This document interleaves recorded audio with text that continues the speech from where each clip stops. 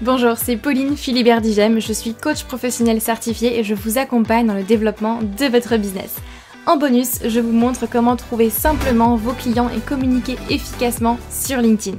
Bienvenue sur le podcast Bien dans mon business, votre dose hebdomadaire de bonne humeur, où chaque semaine, je vous donne les clés pour booster sereinement votre business, votre visibilité et surtout oser réaliser tous vos rêves. Vous êtes prêts ? C'est parti! Vous savez que LinkedIn peut vous amener des clients mais vous ne savez tout simplement pas comment vous y prendre ni même par où commencer. J'ai créé pour vous la roadmap LinkedIn qui est entièrement gratuite et qui vous retrace le plan exact pour attirer vos clients professionnels grâce à LinkedIn et en développant votre stratégie unique sans avoir à y passer des heures par jour. Donc cette roadmap est faite pour vous si aujourd'hui vous êtes entrepreneur et que vous vous adressez à une cible professionnelle, si vous dépendez encore beaucoup du bouche à oreille ou des recommandations, votre chiffre d'affaires est en dents de scie, vous avez des difficultés à vous vendre et du coup vous ne vivez pas pleinement de votre activité. Si vous êtes submergé d'informations techniques qui ne fonctionnent pas forcément pour vous et de toutes les stratégies qu'on peut trouver un peu partout, ou si vous recherchez simplement une stratégie qui est claire et une méthode éprouvée pour gagner en sérénité grâce à un flux stable de clients professionnels. Donc en soi, ce que vous allez apprendre dans ce guide, c'est simple, vous allez déjà voir pourquoi les techniques et les stratégies que vous avez déjà mises en place ne fonctionne pas pour vous, et en particulier sur LinkedIn. Vous allez voir une approche qui va vous permettre de devenir visible et incontournable sur votre marché. Vous aurez un plan d'action clair en 6 étapes, 6 grandes étapes pour communiquer efficacement sur LinkedIn et trouver vos clients. Et enfin, les 4 erreurs à ne surtout pas faire, croyez-moi, si vous voulez des résultats rapidement. 4 erreurs qu'à mon avis vous faites probablement. Donc ce guide est entièrement gratuit et vous pouvez le télécharger tout simplement en cliquant sur le lien en description de ce podcast ou bien alors vous allez sur le lien que je vais vous dire tout de suite sur www.humanbusiness-academy.com/guide. Donc je répète www.humanbusiness-academy.com/guide. Mais c'est encore mieux si vous cliquez sur le lien en description de ce podcast.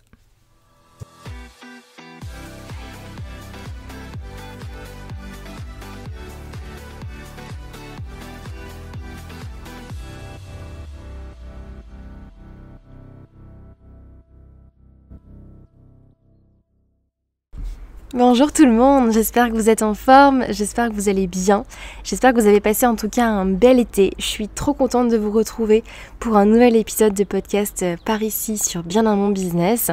Après cette petite pause du mois d'août, ça fait grandement plaisir de vous retrouver, même si vous n'êtes pas en face de moi, mais je sais que vous m'écoutez et ça c'est déjà énorme pour moi.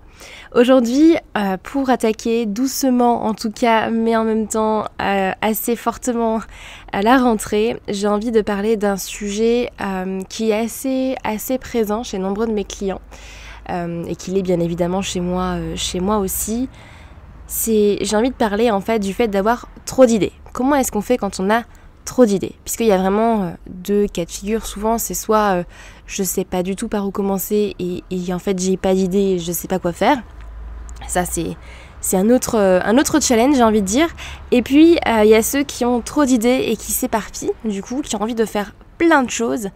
Et on sait souvent que quand on fait trop de choses, souvent on ne fait rien derrière et les résultats derrière sont forcément éparpillés aussi de leur côté. Je suis de ceux qui pensent que ce n'est pas une mauvaise chose de faire plusieurs choses en même temps, d'avoir plusieurs projets en même temps. C'est pas forcément une mauvaise chose en soi, surtout si vous êtes Manifesting Generator comme moi en Human Design. Pour celles et ceux d'ailleurs qui ne savent pas à quoi ça correspond, vous pouvez aller écouter l'épisode qui est sorti je crois au mois de février déjà sur le Human Design où je vous explique à quoi ça correspond. Mais si effectivement vous vous retrouvez dans ce cas-là et que vous avez besoin justement de travailler sur plusieurs projets à la fois, de faire plusieurs choses en même temps pour vous nourrir, c'est ok. Et c'est une bonne chose si ça vient vous nourrir et si ça vient vous apporter quelque chose et que vous vous sentez bien là-dedans. Par contre, si vous... c'est un peu comme si vous courez toute la journée après des rendez-vous à déposer X ou Y personnes à X ou Y endroit, que vous allez faire vos courses, puis ensuite que vous rentrez, vous avez une montagne de choses à faire et que vous enchaînez tout, vous faites même plusieurs choses en même temps. et vous arrivez en fin de journée complètement épuisé. Bon, bah là, faire plusieurs choses en même temps et être sur tous les fronts à la fois, c'est pas quelque chose qui va vous nourrir. Ce que je veux dire par là, c'est que c'est ok déjà d'avoir beaucoup d'idées, c'est ok déjà d'avoir plusieurs projets sur lesquels vous allez pouvoir travailler. Par contre, il y a une différence entre avoir plein d'idées et avoir trop d'idées. Donc, où est-ce qu'on met le curseur? Comment est-ce qu'on jauge ça? C'est ce que je vais tenter de vous expliquer, en tout cas à travers mon expérience dans cet épisode de podcast. En fait, je pense que c'est un petit peu à chacun de mettre le curseur là où c'est bon pour lui. C'est-à-dire que si maintenant, on a tous forcément des idées assez régulièrement, sinon on ne ferait pas ce qu'on fait, je pense. Mais si maintenant vous vous sentez un peu overwhelmed, envahi, submergé, on va dire, par 36 milliards d'idées tous les jours et que vous avez envie de tout faire en même temps, bon bah là pour moi on arrive à un moment donné à un trop plein d'idées. Il va falloir canaliser cette énergie-là et puis prioriser vos idées d'abord plutôt que d'essayer de tout faire en même temps. Par contre, voilà, si vous avez plein d'idées et que petit à petit vous les mettez en place, là c'est déjà plus sain, on va dire. Par contre, forcément, à un moment donné, on a tous des périodes où on est plus créatif que d'autres. On a tous des périodes où on a beaucoup plus d'idées que certaines autres périodes. C'est ok, c'est normal.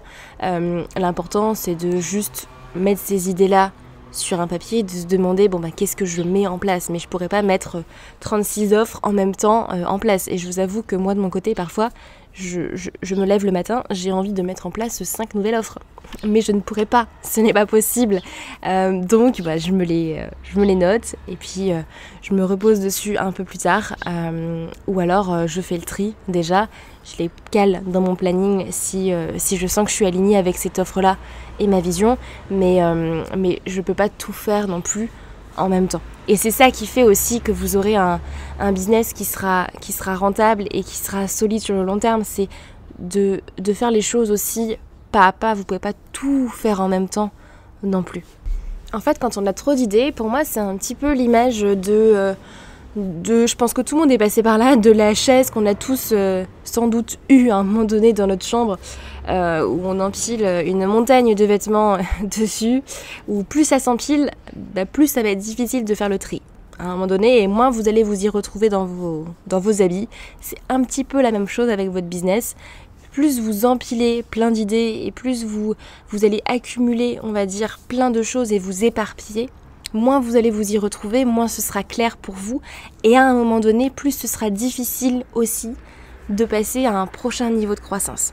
Puisque bien évidemment, comme à chaque fois, l'idée c'est pas forcément de voir les choses à court terme, ni même à moyen terme, mais de voir plus sur le long terme et de se demander comment est-ce que je vais pouvoir justement créer ce business, créer cette entreprise qui va venir soutenir ma vie de rêve, la liberté que j'ai envie de me créer et tout ce que vous avez envie derrière en fait de vous créer grâce à votre entreprise. Si c'est passer plus de temps avec votre famille ou partir voyager à l'autre bout du monde ou encore plein d'autres choses, c'est vous qui le décidez. Mais justement, c'est grâce à cette vision-là aussi que vous allez pouvoir déterminer si oui ou non vos idées sont bonnes à mettre en place à l'instant T ou pas. Alors justement, comment est-ce qu'on fait le tri? Quand on a trop d'idées, quand on a plein d'idées en tout cas, et qu'on a peur de s'éparpiller, et qu'on a envie de recentrer un petit peu tout ça, et de prioriser, puisque pour moi, souvent on a l'impression de dire qu'il faut choisir entre toutes nos idées, et que choisir c'est renoncer. Personnellement, pour moi, choisir c'est juste prioriser. C'est-à-dire qu'on n'est pas obligé de tout faire en même temps, mais on peut faire les choses pas à pas. Ça ne veut pas forcément dire que si je choisis telle ou telle idée, ça veut dire que je vais renoncer à une autre idée, mais je vais simplement la mettre d'abord en place pour mettre l'autre un peu plus tard. Déjà, premier point, je pense à clarifier.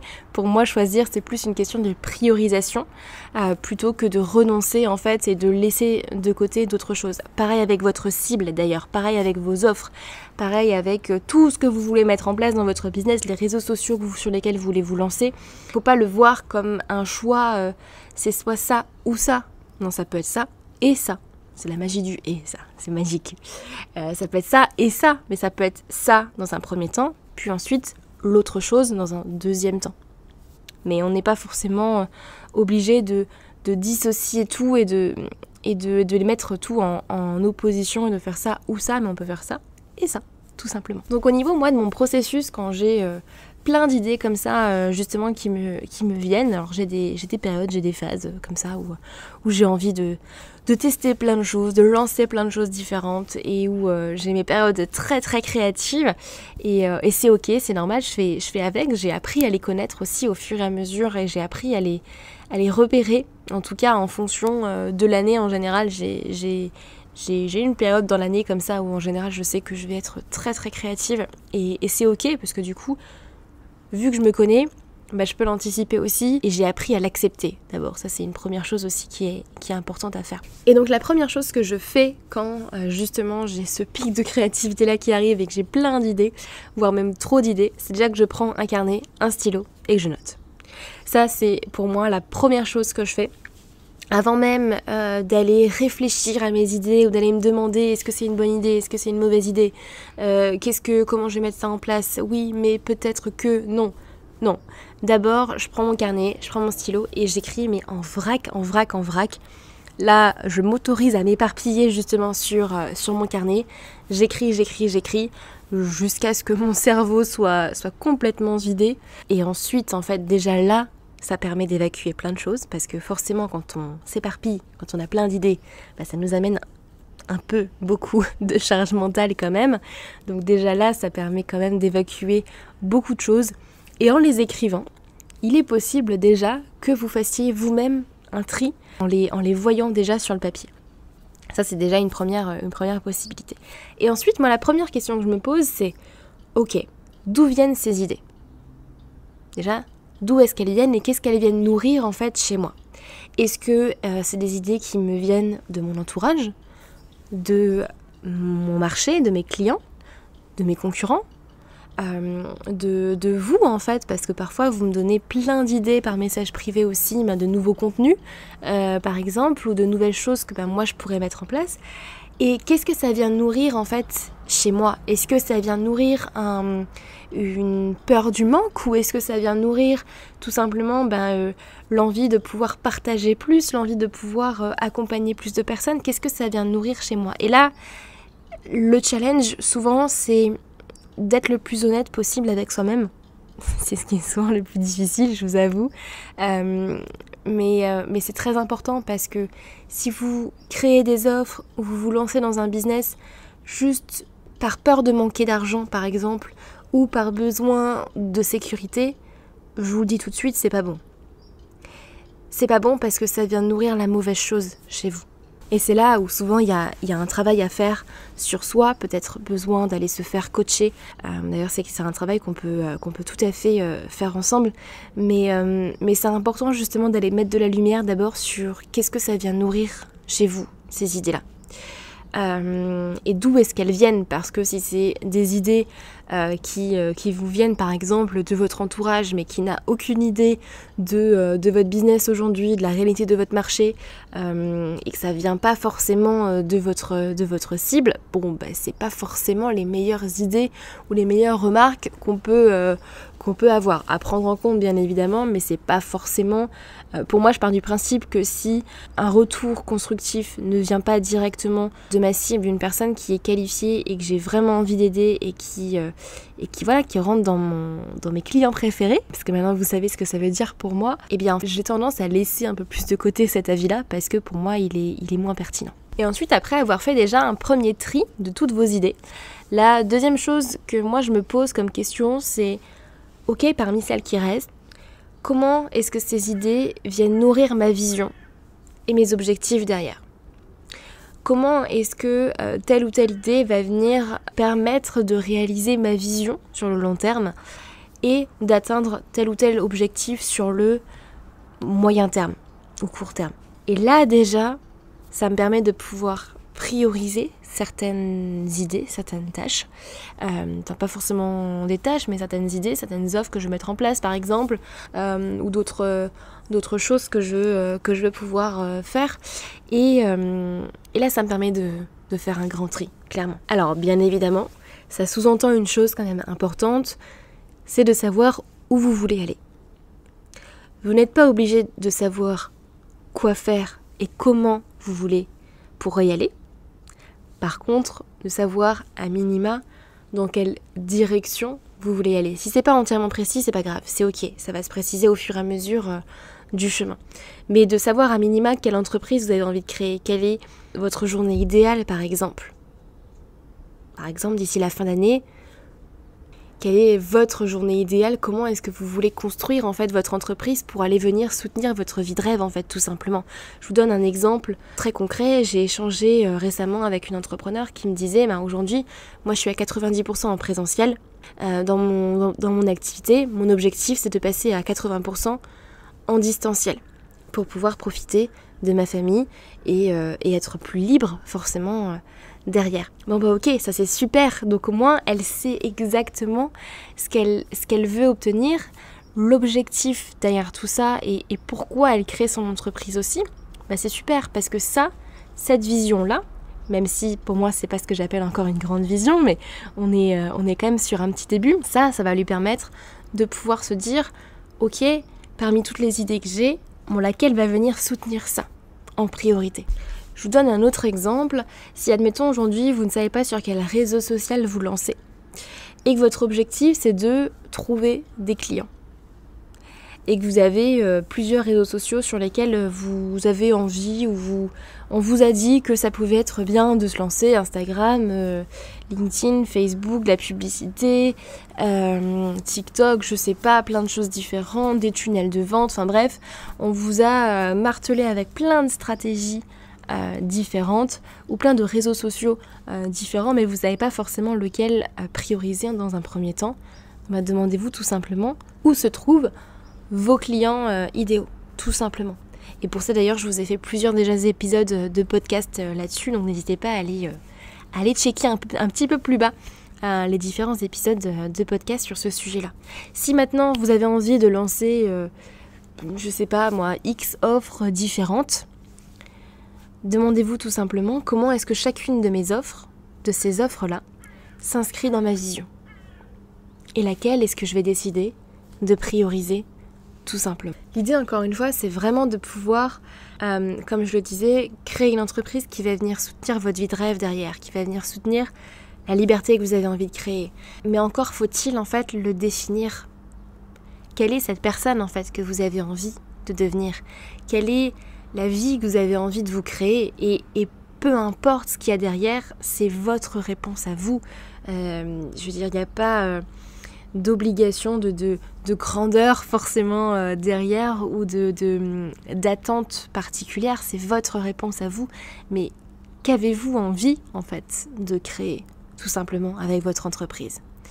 Quelle est la vie derrière que vous avez envie de vous créer pour vous, pour votre famille, pour votre entourage, pour qui vous le voulez, mais c'est important de le définir dans un premier temps pour ensuite pouvoir faire des choix et prioriser des actions, des idées qui vont vous amener beaucoup plus rapidement vers cette vision-là. Et c'est là où souvent on va me dire « Mais Pauline, toi t'as eu de la chance, hein, ton business il a décollé assez rapidement, t'atteins tes objectifs, t'arrives à partir vivre à l'autre bout du monde en digital nomade et de créer un business qui va soutenir cette vie-là. » Alors oui, peut-être, il y a peut-être 0,1% de chance là-dedans. Peut-être, honnêtement, j'en sais rien. Mais clairement, en fait, c'est parce que je me suis posé ces questions-là. Et pas qu'une fois, en fait. Je me les suis posées régulièrement. Je les ai approfondies. Là, vous imaginez bien, quand on a un petit épisode de podcast, je peux pas aller aussi loin. Mais c'est des questions, en fait, qu'il faut que vous vous posiez. C'est des points sur lesquels vous devez vous poser, en fait, régulièrement.